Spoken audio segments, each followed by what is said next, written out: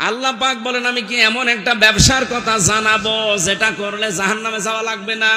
তো উমিনুনা বিল্লাহি ওয়া রাসূলিহি ওয়া তুজাহিদুনা ফি সাবিলিল্লাহ বিআমওয়ালিকুম ওয়া আনফুসিকুম। আল্লাহর প্রতি ঈমান আনার পর, রাসূলের উপরে ঈমান আনার পর, এই দুইটা দাবিকে সামনে নিয়ে জান আর মাল আল্লাহর রাস্তায় জিহাদের মাধ্যমে যারা চেষ্টা চালাবে, জিহাদ মানে কিন্তু শুধু মারামারি করা না, সর্বাত্মক প্রচেষ্টা চালানোর নাম জিহাদ। এই তিনটা মূলধন নিয়ে, পুঁজি নিয়ে যারা এগিয়ে যাবে, আল্লাহ বলেন এইটাই ভালো কাজ।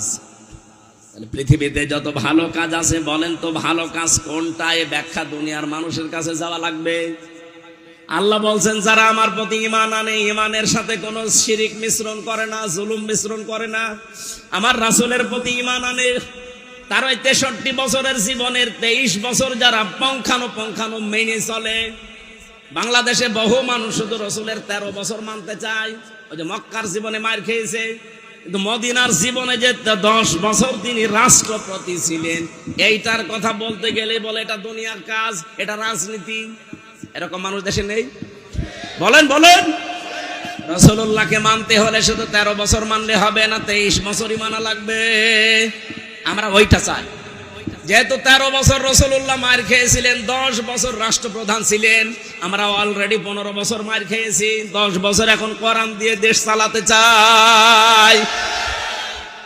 আগামীতে নির্বাচনে 300 এমপি, 151 জন মানুষ যদি আলামিন ভাইয়ের মতো কোরআন বুকে নিয়ে সংসদে যেতে পারে, ওনারা যদি প্রথম অধিবেশনে বলে, মাননীয় স্পিকার, আমরা নামাজের বিল চাই, আমরা যাকাতের বিল চাই, শফিকুল ইসলাম খান 300-র ভেতরে মাত্র 151 জন যদি কোরআন শরীফ বুকে নিয়ে ঢুকতে পারে, প্রথম দিনই উনি বলবে যে হাত তোলেন।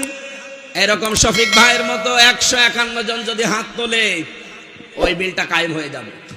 ওই দিন থেকে 18 কোটি মানুষ নামাজ আদায় করবে, যাকাত দিতে বাধ্য হবে, রাষ্ট্রীয়ভাবে আদায় করা হবে।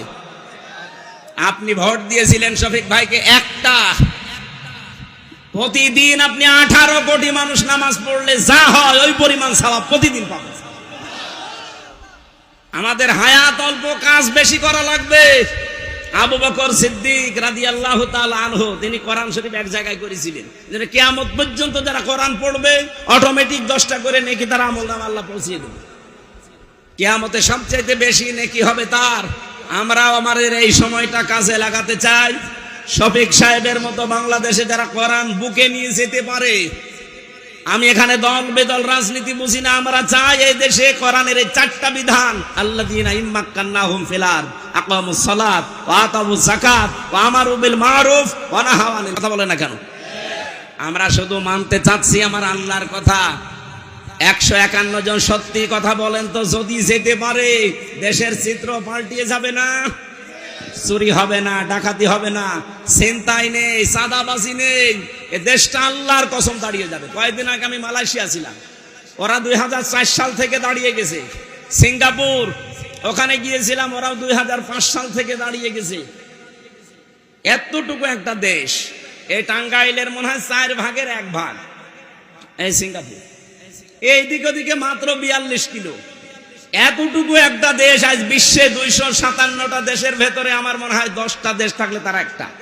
আপনাকে গোনা লাগবে তাদের। তারা যদি আজ দাঁড়িয়ে যেতে পারে, চুরি নেই, ডাকাতি নেই, আইনের শাসন আছে। আর আমাদের দেশের সামনে শুধু আইনের শাসন না, কোরআনের শাসন আসতেছে। এ দেশটা সোনায় সোহাগা হয়ে যাবে। আমি গ্যারান্টি দিচ্ছি, দেশ আল্লাহর কসম দাঁড়িয়ে যাবে।